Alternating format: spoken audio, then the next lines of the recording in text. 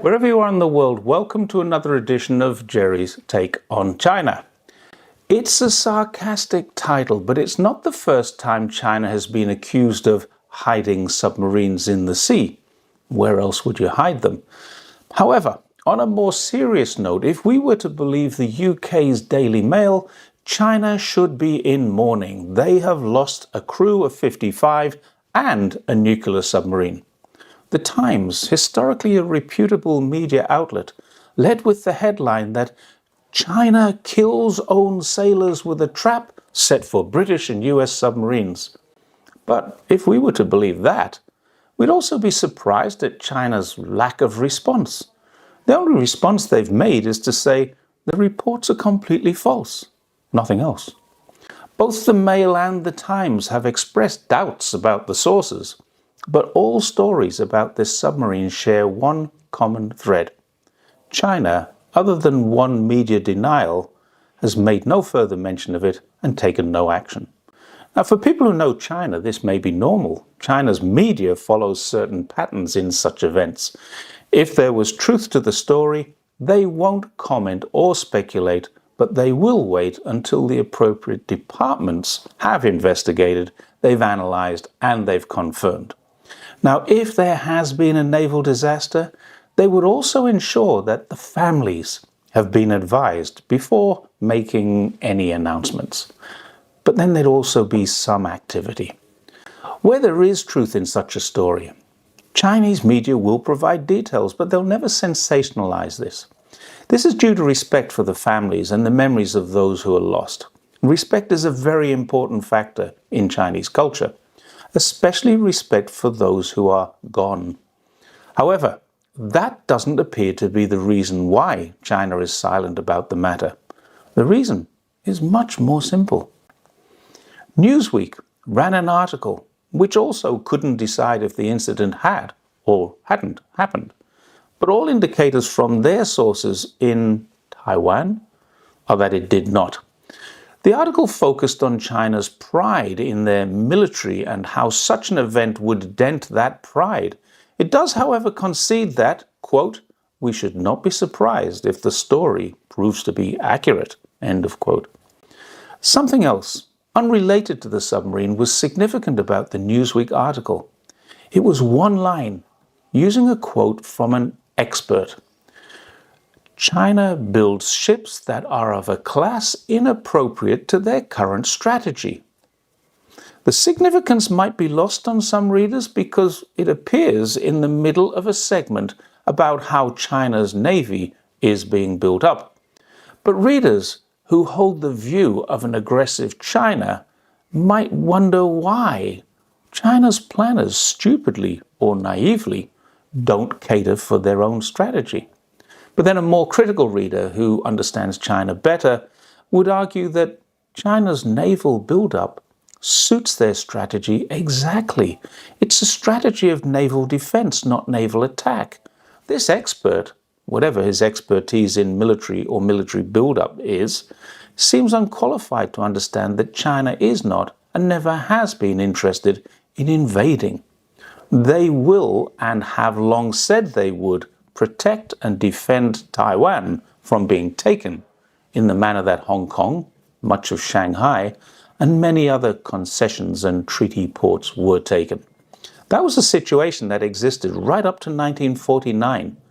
So the expansion of a defensive navy suits that purpose perfectly.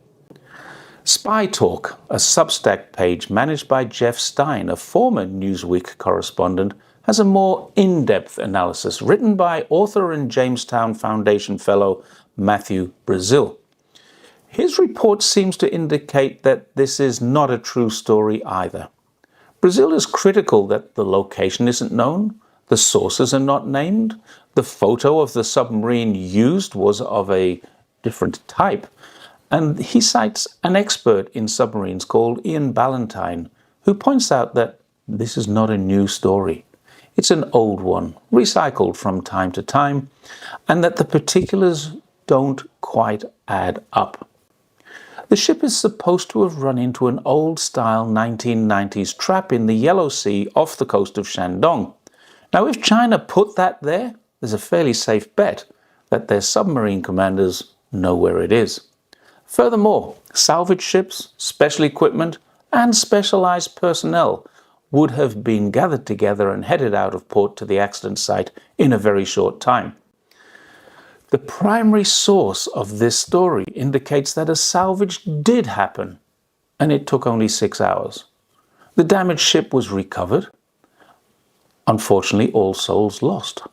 Post-mortem reports indicate that all crew on board died of hypoxia related to toxic gas, but no information was given on where the boat was taken, what methods were used to take it, how long it took. Just over 20 years ago, there was much criticism of the attempts at rescue of the Russian submarine Kursk. There was also much international news of the efforts. Surely the same would be true of a Chinese vessel, had this event actually occurred.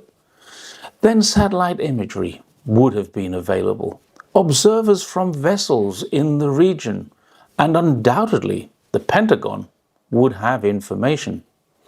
It speaks volumes for the veracity of the story that no one observing one of the most tense regions of the world and one of the busiest shipping lanes noticed or commented on this rescue and salvage operation, let alone the complicated process of returning a damaged submarine to whichever port they were going to hide it in.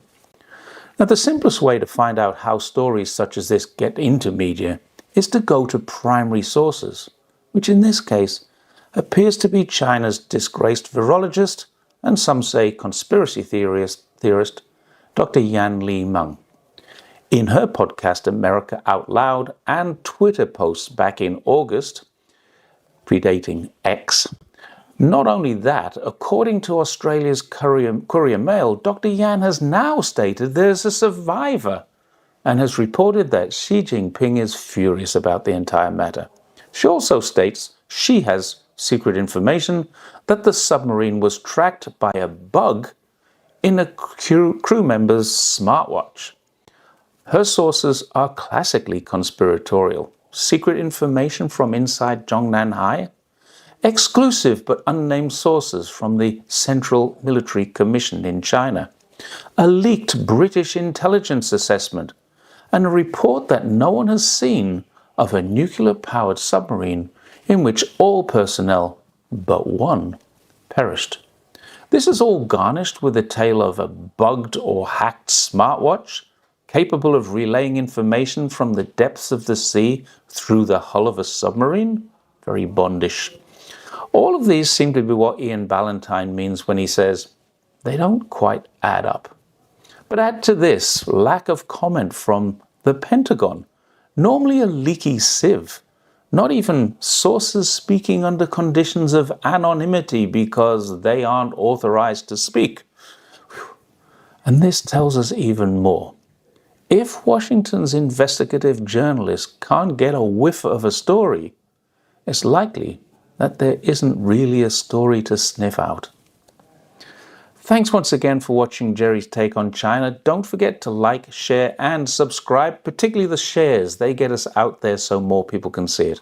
And I'll see you next time. Bye for now.